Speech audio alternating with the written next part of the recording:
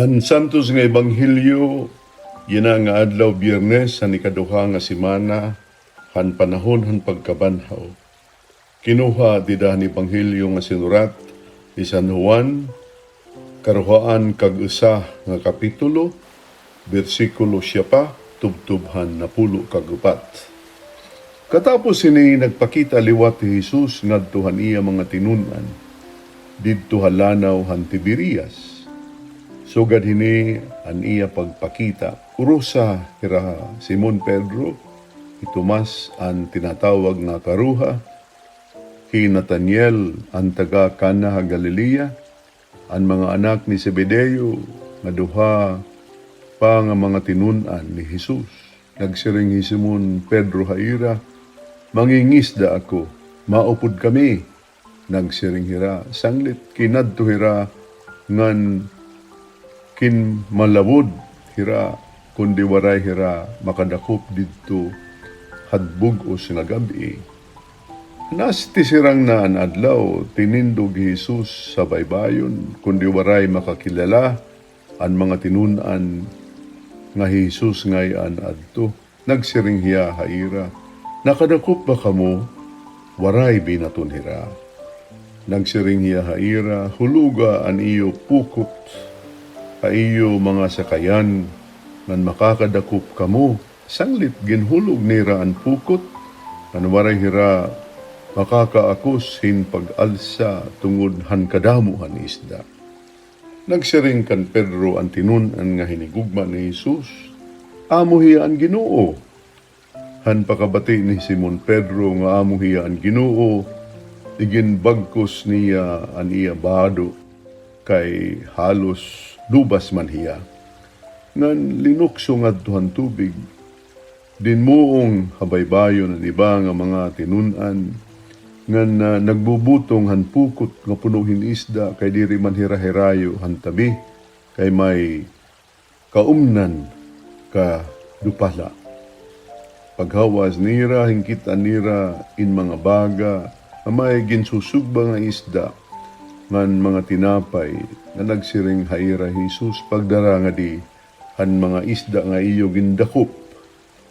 Sanglit sinakay Pedro ngan ginhuyod niya ngadto habaybayon ang pukot nga puno hindagko nga mga isda. Usa ka gatos kalim-an kag tulo nga tanan, waray magisi ang pukot bisa kun damo hinduro ang mga isda. Nagsiring ni Jesus sa ira, kadi ngan pamahaw kita. Waray good han mga tinunan nangahasin pagpakiyanahiya, hinu ka. Kay nasayod man hira nga amuhi ang Ginoo. Sanglit dinaw pi Jesus pagkuha ang tinapay nga niginhatag haira ngan sugad man han mga isda. Amoy ni ani katulong nga pagpakita ni Jesus sa iya mga tinunan. Katapos niya mabanhaw. Maupay nga sumat naton panaton Ginoo, pagdayawon ka Kristo. Nagsalinurog kita han makaaramdok ng mga misteryo, ida han aton pagtuo, han pagkabanhaw han aton Ginoo, o ang pagpakita niya, han iya kalugaringon ngadto han mga tinunan, di inigim pasabot niya, nga hiya maluluyon og maagpupon. Didahan adlaw nga atong ginsalinurog handi na bay nga Domingo.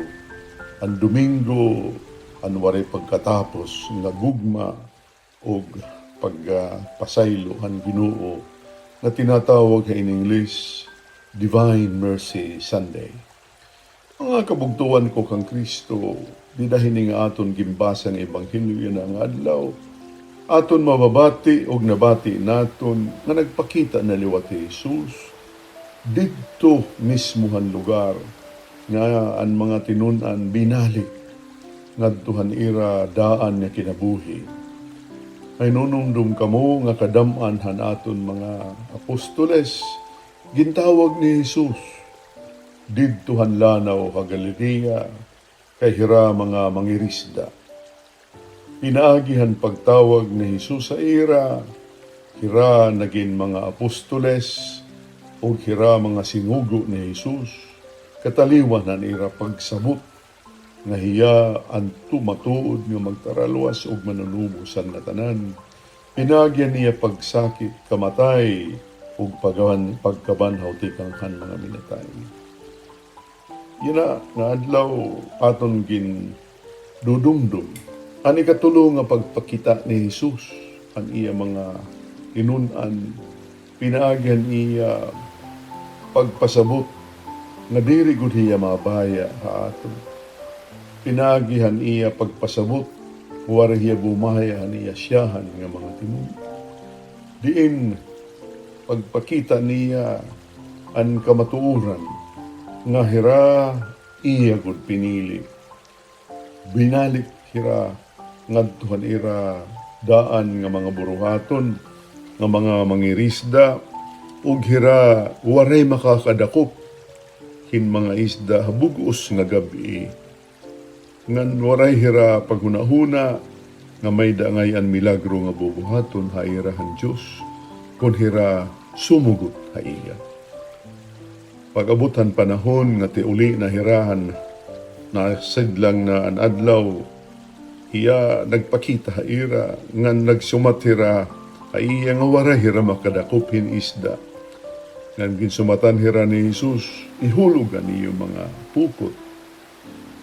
Kay tungod kay binalihira kan Jesus, nakadakop hirahin sugad kadamo nga mga isda, pero an ira mga pupot waray mag-isip. Mga kabugtuan ko kang Kristo, magpapadayon Jesus, hin pagkadahit aton kinabuhi, hin magkaderodilain nga mga paagi. Magpapadayon ni Jesus hin pagadahan aton kinabuhi, didahan mga ordinaryo nga buruhaton naton nga tanan. Ginaagat la kitahin pagbuhat kung ano man anangay naton buhaton, kay hiya ada mismo haaton.